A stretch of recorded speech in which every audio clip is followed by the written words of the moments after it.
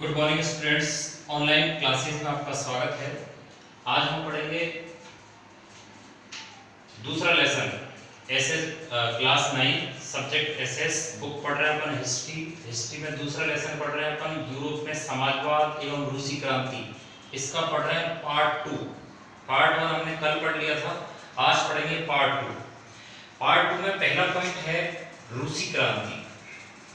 देखिए आप, रूसी जो क्रांति हुई थी 1917 में ये क्रांति हुई। देखिए फरवरी 1917 में यहां का जो जार था, जार का नाम था निकोलस द्वितीय। इस जार के शासन का अंत हो गया था फरवरी 1917 में। जारशाही शासन का अंत फरवरी 1917 में, और अक्टूबर 1917 में सोशलिस्ट पार्टी ने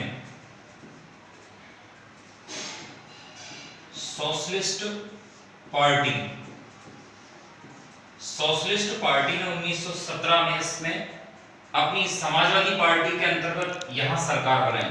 तो देखो, रूसी क्रांति 1917 में हुई। 1917 में जो क्रांति हुई थी उस समय वहां का जो जार था, देखिए यहां पर शासक को बोलते हैं जार। रूस का जो जार था, रूस का जो शासक था वो था निकोलस द्वितीय। फरवरी 1917 में इस क्रांति के अंतर्गत, तो रूसी क्रांति के अंतर्गत फरवरी 1917 में शासक जार निकोलस द्वितीय, इसका शासन समाप्त कर दिया गया इस क्रांति के अंतर्गत। और अक्टूबर 1917 में जो घटनाक्रम हुआ, उस घटनाक्रम के अंतर्गत रूस में सोशलिस्ट पार्टी यानी कि समाजवादी पार्टी की सरकार बनी। यही रूसी क्रांति के अंतर्गत आता है। 1917 में दो बड़े घटनाक्रम, पहला फरवरी 1917 में जार निकोलस द्वितीय जो अयोग्य शासक था, अदूरदर्शी था, उसके शासन का अंत हुआ, राजतंत्र का अंत हुआ और सोशलिस्ट पार्टी की सरकार बनी अक्टूबर 1917 में। ये रूसी क्रांति के अंतर्गत हमने पढ़ा।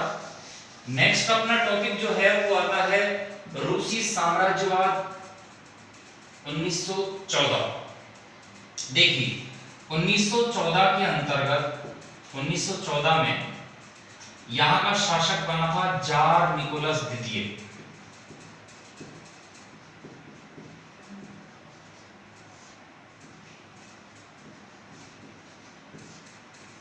जो अयोग्य शासक था। अगर रूस की हम बात करें तो रूस में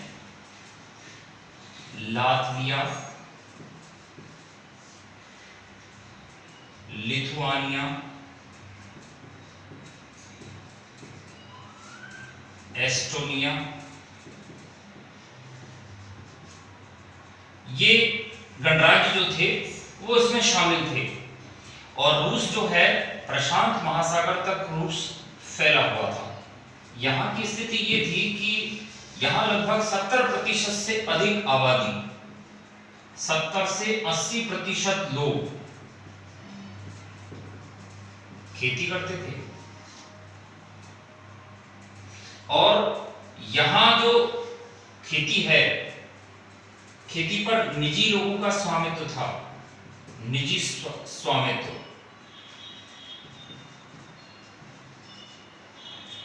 इसके साथ साथ ही यहां स्थिति ये थी कि रूसी साम्राज्यवाद के अंतर्गत निजी स्वामित्व था, यहां सामंतवादी व्यवस्था थी। सामंतवादी व्यवस्था, इस सामंतवादी व्यवस्था के अंतर्गत रूस की जो स्थिति थी, रूस का जो जार था, ये सामंतवादी व्यवस्था के अंतर्गत किसानों से अधिक टैक्स वसूल करने का कार्य करता था। अगली चीज आती है हमारी अर्थव्यवस्था और समाज। यहाँ की अर्थव्यवस्था कैसी थी? अधिकतर लोग जो थे, मैंने आपको बताया था कि अधिकतर जो लोग थे अधिकतर लोग, लगभग 70 से 80% लोग ये कृषि करते थे। यहां रूस में से सर्वाधिक अनाज का उत्पादन होता था, क्योंकि यहाँ के लोग खेती ज्यादा करते थे, अनाज पैदा ज्यादा करते थे। अनाज का सबसे ज्यादा निर्यात होता था यूरोप में, रूस से। और इसीलिए यहाँ के जो लोग थे वो, उनकी अर्थव्यवस्था का आधार कृषि था। लेकिन धीरे धीरे ये जो अर्थव्यवस्था और समाज है धीरे धीरे बढ़ने लगा, क्योंकि रूस के दो बड़े शहर, एक था सेंट पीटर्सबर्ग और दूसरा था मॉस्को। ये दो ऐसे शहर थे जो औद्योगिक नगर थे।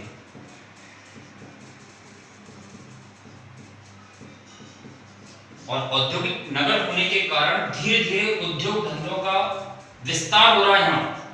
और विस्तार होने के साथ साथ में यहाँ उत्पादन होने लगा।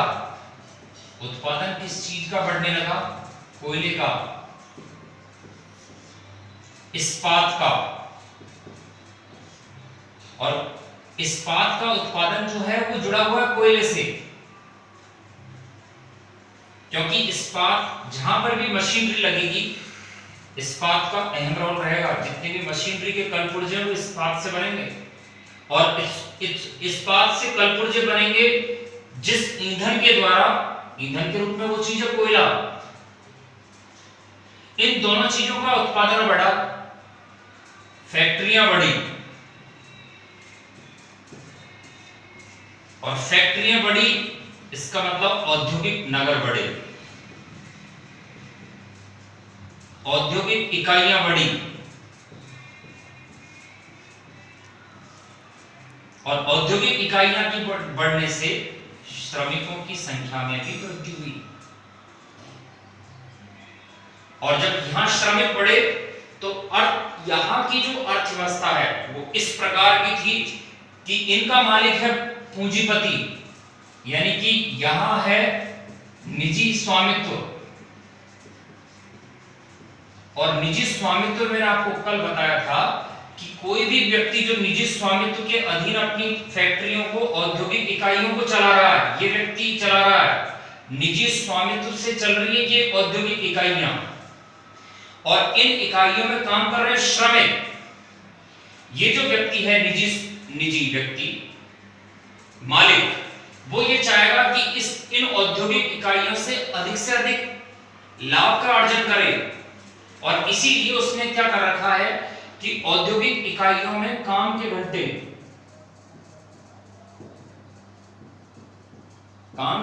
10 से 12 घंटे कर रखे हैं।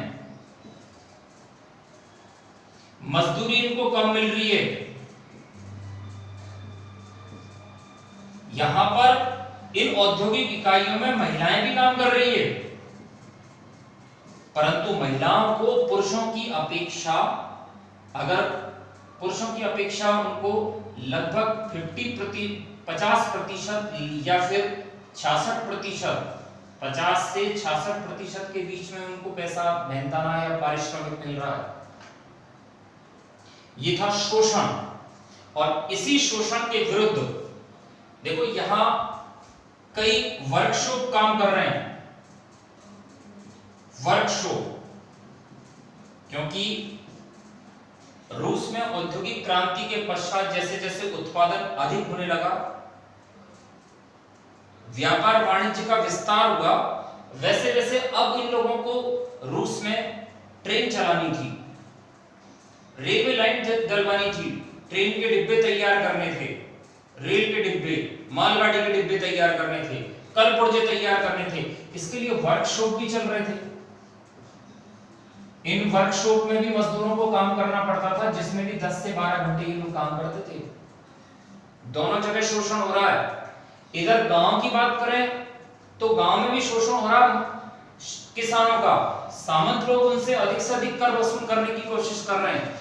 अगर वो कमाने के लिए निकले शहरों की तरफ, औद्योगिक नगर की तरफ, तो वर्कशॉप में भी उनका शोषण हो रहा है और मीट फैक्ट्री कारखानों में भी उनका शोषण हो रहा है। इसी शोषण से मुक्ति दिलाने के लिए मजदूरों के, श्रमिकों के कई सारे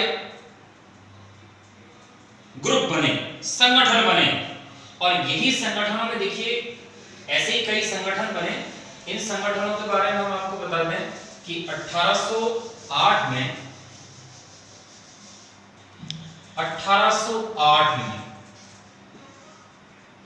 यहां पर Russian social democratic workers party,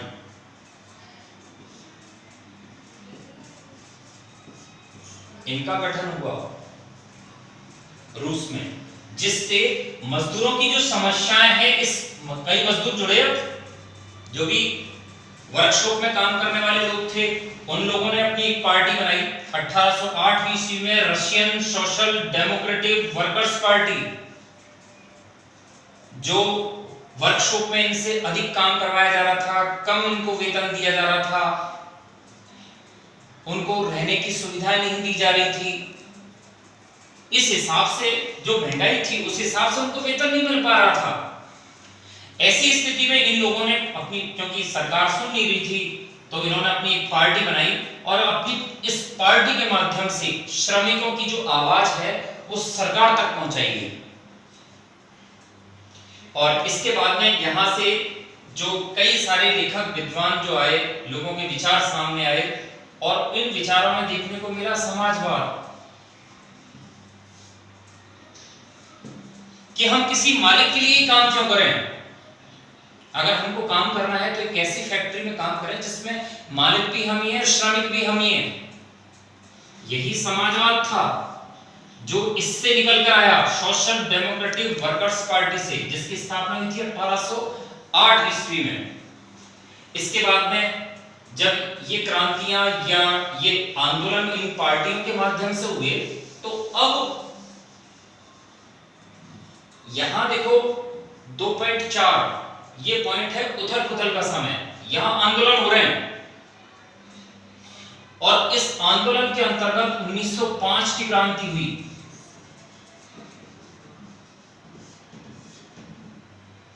Saint Petersburg, यहां क्या हुआ कि एक वर्कशॉप थी, उस वर्कशॉप में से 4 मजदूरों को वो इस वर्कशॉप के मालिक ने काम से निकाल दिया था। तब यहां का एक पादरी था गेपोन, और उसके नेतृत्व में मजदूरों का जो दल है उसने आंदोलन प्रारंभ किया। और जब ये आंदोलन प्रारंभ किया तो सरकार को पता चला, तो सरकार ने क्या किया, इन आंदोलनकारियों पर गोली चलवाई। और जब ये गोली चलाई इन आंदोलनकारियों पर, तो इन आंदोलनकारियों पर गोली चली, गोली चलवाई गई सरकार की तरफ से। सरकार ने आदेश दिया कि इन आंदोलनकारियों पर गोली चलाओ। रविवार का दिन था ये, और इस गोलीकांड में सरकार ने आदेश दिया गोली चलाने का। इस गोलीकांड में आंदोलनकारियों में लगभग 100 लोग तो मारे गए और 200 से अधिक जो है वो घायल हुए। रूस के इतिहास में ये जो घटना है ये कहलाती है खूनी रविवार की घटना, और ये हुई थी 1905 में। यानी कि हम यूं कहें कि रूसी जो क्रांति थी वो हुई थी 1917 में, लेकिन इस क्रांति का जो सूत्रपात हुआ था ये हुआ था 1905 में। जैसे हम भारत की बात करें, भारत भारत में जो क्रांति हुई, आजादी प्राप्त करने के लिए भारत छोड़ो आंदोलन हुआ, 1947 तक वो क्रांति चली। लेकिन ये जो क्रांति थी, इस क्रांति का प्रारंभ भारत में 1857 की क्रांति से हुआ था। ठीक उसी प्रकार 1917 में जो रूसी क्रांति के अंतर्गत जारशाही शासन का अंत हुआ, समाजवादियों की सरकार बनी, लेकिन इसकी रूपरेखा जो तैयार की गई थी वो यहीं से शुरू हो गई थी, 1905 से। बता दें हम आपको, सेंट पीटर्सबर्ग रूस का एक बहुत बड़ा औद्योगिक केंद्र, जहां पर कुछ वर्कशॉप में से 4 मजदूरों को बिना वजह काम से निकाल दिया गया था, क्योंकि ये लोग श्रमिक पार्टी के नेता थे, श्रमिक पार्टी के सदस्य थे। उनको बिना बताए ही इनकी जो पूंजीपति वर्ग था उसने उनको बिना बताए काम से निकाल दिया। ये लोग अपनी पार्टी में आए, वहां पार्टी में पादरी गेपोन के नेतृत्व में मजदूरों ने एक रैली निकाली, आंदोलन किया, जुलूस निकाला, जिसमें हजारों की संख्या में मजदूर जो थे वो सड़कों पर आ गए। सरकार को जब इसकी जानकारी मिली तो सरकार ने इन आंदोलनकारियों को खदेड़ने के लिए गोली चलवाने का आदेश दे दिया था।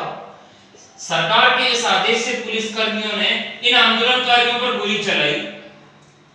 जिस दिन ये गोली चलाई उस दिन रविवार था, सन था 1905। इस गोलीकांड में लगभग 100 लोग मारे गए और 200 से अधिक लोग घायल हुए। इतिहास में, रूस के इतिहास में ये घटना कहलाती है खूनी रविवार की घटना, और ये हुई थी 1905 में। आज के लिए इतना ही, और हम मिलेंगे अगली क्लास में।